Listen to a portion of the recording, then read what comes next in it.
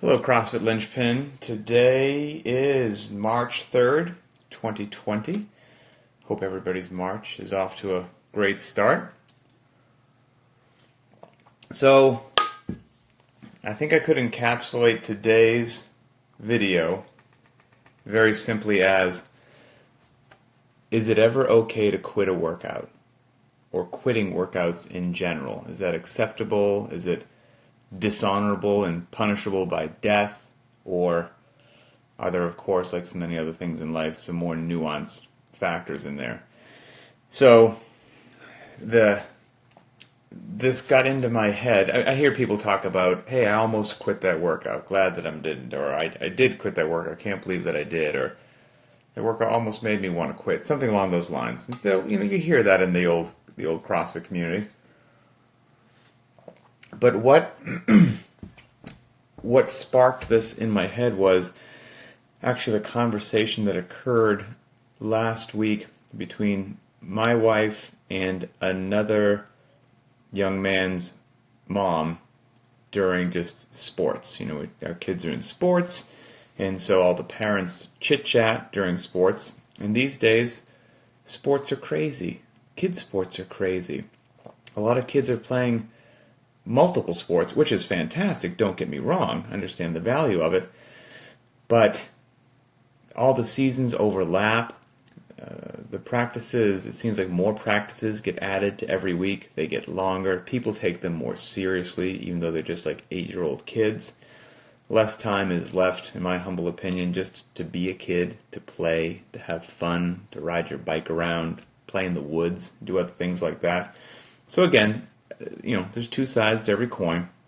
But these kids, from being in school all day long, then you just shuffle them right out the door from one practice, then potentially to another practice, then their weekends are full of games, that the kids are reaching a level of burnout that I don't think they should reach at like 8 years old, because they're just burning the candle at both ends.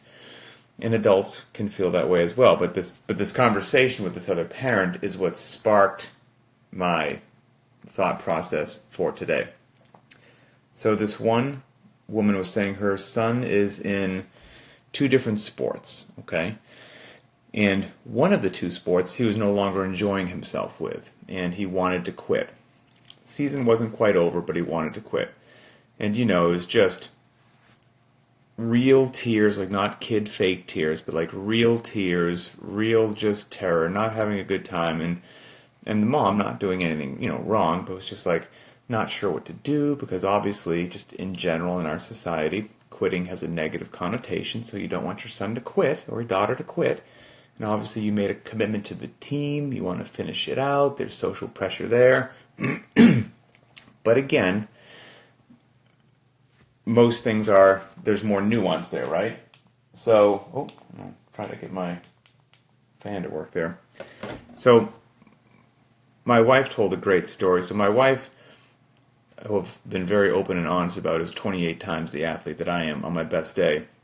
But, Division I gymnast, went to the games twice in 2013 and 14 as an individual. Just a very good athlete.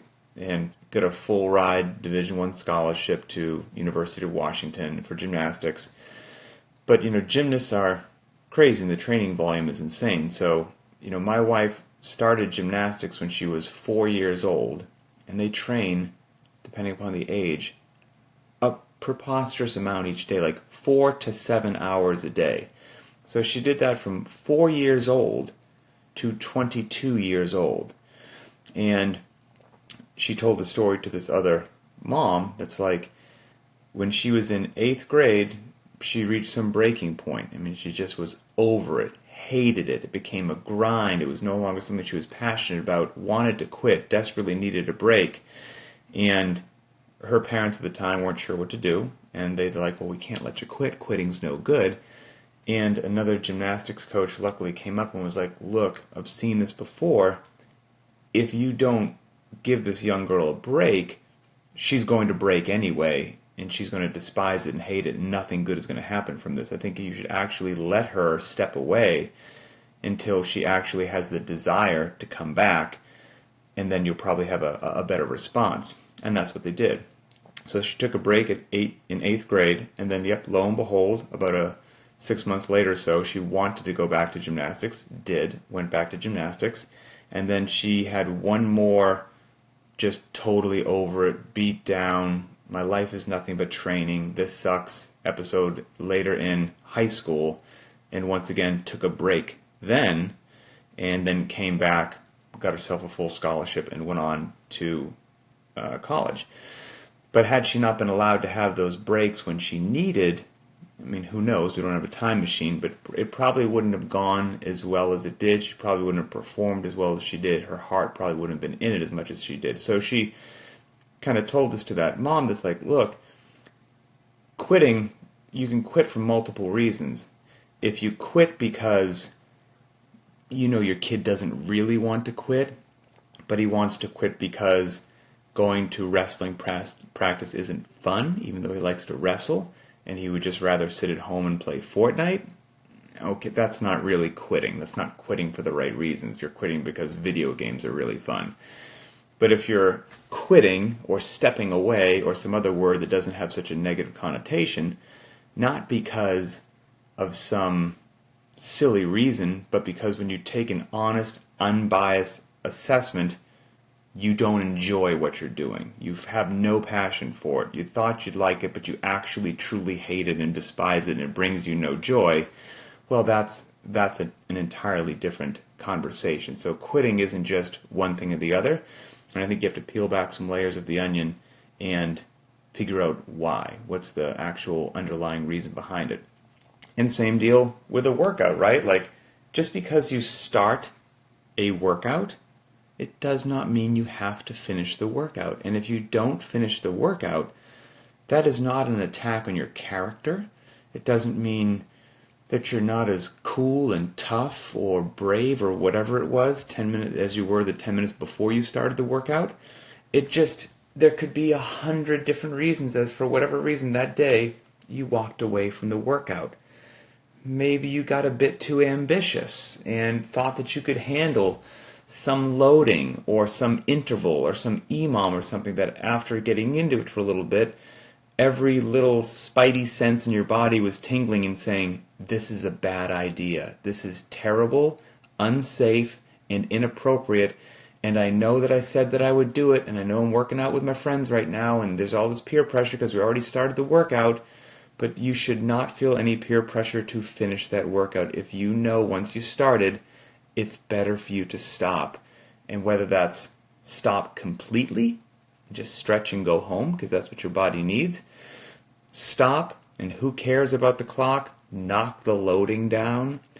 Mid-workout, without even telling anybody, cut the reps in half. Who cares? Like, whatever it happens to be, up into and including fully walking away from the workout, that's the smarter, wiser choice. And again, don't let the term quitting, have some badge of dishonor on you because, like I said, why you're quitting, quitting is one, but why you're stopping the workout can be for reasons that are just irrelevant and no one cares about, or they can be very intelligent, logical, safe reasons that you should stop the workout for. And this can also be, I've had people that probably needed to do this every now and then, needed to, whatever the word you want to use is, quit, stop, take a break, who got burnt out just from training in general, and instead of every now and then listening to themselves, allowing themselves to take it easy, maybe not running the clock for a while, maybe not even embracing variance for a little bit, right? Maybe you give yourself a 2-week period where you're just going to do movements and loadings that you love, okay? And okay, but if you're missing out on some variance, who cares? You're missing out on some variance. But that between the ears mentally allows you to get back together, have fun again, and then you come back and you actually stick with training versus you feeling the pressure to keep up with something that you shouldn't really keep up with and then all of a sudden you start to hate what you're doing, you despise walking into the gym, you've put too much pressure on yourself, and then you know what? And then you take a break for like 3 months, and you completely fall out of shape, and your health starts going the other way, or you're not into fitness anymore, and just even hearing about working out and eating healthy puts you in a foul mood because you associate it with something negative. We want to avoid that. So if taking small breaks, or every now and then even not embracing variance, or just doing some stuff you like for a while, or shutting off the clock, if doing that every now and then when you feel like you need to do it, potentially isn't the most ideal thing from a textbook standpoint for your fitness. However, I could make the argument that indeed it is, if doing those things, when taking into account a long-term picture of your journey of fitness, helps with compliance and helps keep you on track for years and decades, then you absolutely should do that. So, is it always a bad thing to stop a workout? No, not at all. Sometimes some of us think we're fitter, faster, and stronger than we actually are. And sometime in the middle of the workout, reality smacks you in the face. And it's okay to make a little rudder adjustment and get back on course. I have another example of this. 2 examples. One's very personal for me. So I ran track in high school, just a 100-meter dash. I was not a long-distance runner. I actually didn't become a distance runner until I went into the military. Anybody who enters the military, whether you want to or not, basically becomes an involuntary endurance athlete. So that's when my endurance athlete career started, was, well, in college, training for the SEALs, and then after college, going into the military. But in high school, I ran track, 100-meter dash, 4x100, freshman, sophomore, junior year, and then my senior year, the beginning of my senior year, the season just started, okay? So we're all there. We've been together for 4 years. This is our senior year. All the pressure. We're going to finish strong. Isn't this great? Rah, rah, rah. I hated it. Absolutely hated it. Despised showing up to track practice. Didn't like anything about it, and it wasn't because I couldn't do it or anything else. I just, for whatever reason, after 3 years of doing track, doing it at 4th year, I thought I would like it. I would have rather just jumped off a cliff. So I made the decision, which was tough as a senior in high school, to walk up to my track coach, Coach Richardson, who I very much respected, and he'd been there 4 years, and tell him I'm going to quit the team. And so finally I got up the gumption and the backbone one day, and I walked up to my coach. I said, Coach, I'm going to quit the team. And this is not Coach Richardson was a great guy. This is not a hit on him. He also wasn't a trained psychiatrist or psychologist. So instead of asking me, why do you feel this way? What led up to this? I thought you enjoyed track. Like any of those questions that we've been talking about right now, he did what probably most of us would do, which is the word quitting is a bad word. And so his canned response, which he's probably given to a bunch of athletes, was, don't quit. You can't quit, and I'll tell you why. If you quit now just because it's getting hard and you don't like showing up, you're going to quit everything else you do for the rest of your life once it gets hard. Quitting is a pattern of behavior, just like not quitting is a pattern of behavior. And, I heard him out, and I definitely felt some pressure as the adult to the, teenager there to be like, I can't let my coach down, but I hated it. And so I quit track that year, right at the beginning of the season. And obviously, Coach Richardson said, if you do this, you will quit anything else that's hard for the rest of your life. Years later, I went through SEAL training, didn't quit SEAL training, didn't quit Hell Week. So obviously, those statements are not true. So obviously, there's a difference between you quit something because you can't hack it, because it is too hard. There are people who quit for those reasons. And then there's quitting for reasons that are, again, like I said, silly. So-and-so's kid wants to quit wrestling practice to play video games because video games are more fun. That's not a good reason.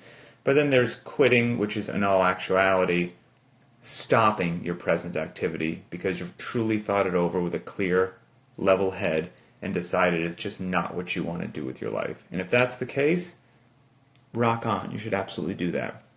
And I'll give one more final story about this as well, also involving SEALs. So in SEAL school, BUDS, which is what SEAL school is, BUDS. In BUDS, traditionally, most people quit in first phase. So you have first phase, second phase, and then third phase. And don't get me wrong, every single solitary phase and day from first day to graduation day is a miserable experience in which the instructors, encourage you to quit. But the overwhelming majority of people that do quit during first phase, just the kick in the teeth phase. And specifically, most people quit, back when I went through training anyway, sometime in the first 5 weeks. First 4 weeks are just, Mike Tyson repeatedly just punching you in the face. But then the 5th week was hell week. So if you didn't quit in the first 4 weeks, most people decided this isn't as fun as I thought it was when I watched the Discovery Channel, and I'm going to leave now, and they do it during hell week. And if you make it through hell week, the overwhelming majority of the time will see you on graduation day unless there's just some sort of skill test or evolution that it's not that you weren't tough enough to make it through, you just couldn't do it for whatever reason. So, it could be something with demolitions in third phase, or shooting, or, underwater training in phase 2, or something with, scuba diving. There could be some other thing that you don't pass that, and they remove you from training, but it's not usually because somebody wasn't tough enough to make it through. So, this is all part of my point. So we make it through first training with my class, 215, good bunch of dudes. We make it through second phase. Everyone's good to go. We have a couple people leave because of reasons that I just mentioned, or an injury, stress fractures, IT band, somebody falls off the O course and breaks something, that kind of stuff. But in third phase now, you can see the light at the end of the tunnel, and it's dim, but at least you can see the light. And in third phase, nobody quits in third phase. Come on. I've never heard of anyone doing it. Somebody quit in my class in third phase of training. We were in the mountains doing land navigation, compass work in third phase, and a gentleman who shall remain nameless, obviously, he just walked up to the instructors and quit one day during land nav. Absolutely unprecedented, unheard of. He was a great dude, a solid, awesome dude that had made it through all of that stuff in training. He was home free. It wasn't like he couldn't hack anything that we were doing. And he was a physical stud, by the way. One of the best swimmers, one of the best runners that we had. But the difference was he quit, but he quit, and I truly believe this, we spoke with him afterwards, because he'd had time to think about it. He'd been in training for a long time now, and he took an honest, hard look, now that he had a really good snapshot of what life as a SEAL would look like. What would that mean? What does the actual job entail when you go overseas and have to do stuff? What is that really like? And the more you hear from instructors, the more you learn. What is the training pace like once you get out of BUDS and you're in a SEAL team? How often are you gone? How often are you on the road? What are the demands of that? What's the quality of life associated with that? If you're somebody that a priority was a wife and kids and a family, well, what does that look like? How often are you home? And taking into account, I should say, all of those factors, he decided that was not what he wanted to do with the next 10 to 20 years of his life, and he made the decision to quit in third phase. And to this day, he might not have graduated training with us, but I do not consider him a quitter at all, not even remotely. I consider him somebody who made a choice about what he did or did not want to do with his time, with his life, and with his efforts. So, with that being said, is it okay to stop or quit a workout every now and then? Yeah, absolutely. Just everybody is on a different path. Everybody has different stuff going on, and everybody has to make a different decision as to what is in their best interest on any given day. So, that's it. Have a great day. Today's workout is a not for time deal, and I'll end on this. Notice how I write them as not for time. I don't write them for quality, because I've actually done a podcast about that as well. I don't like the for quality moniker, because that implies that, well, these days are for quality, and the other days must not be. And that's rubbish. Anytime on Linchpin, if you see something that says for time, you should read that as for time and quality. It should always be for quality. Quintessential CrossFit methodology is to execute the work as fast as you can, comma, properly, with good solid mechanics. And if those mechanics start to degrade, you should slow down or stop, something like that. So every workout that we post that says for time should also be done for quality. So the workouts that I post once a week that say not for time, it is just that. It's just not for time. Don't run the clock, take the pressure off of yourself, and just like this whole talk that I had today, these not for time workouts ideally allow just a small little decompression once a week that ideally will help everybody not live under this suffocating pressure of the clock, and will assist with long-term compliance and not get you burnt out on CrossFit or burnt out on anything else. That is the entire point. If you feel fantastic, you woke up feeling just like a maniac and you want to hit it for time, by all means you can, by all means. But we're going to, at least for the time being, put one of these not-for-time workouts in every week, and then over the course of a calendar year, you will have executed 52 not-for-time workouts, which is a nice just reset of the system. Keep you fired up, keep you happy, keep the pressure off yourself, keep engaged, and then when the for-time workouts pop up, hopefully you feel fired up and you can attack them. So that's that. All right, have a great day, and we'll talk later.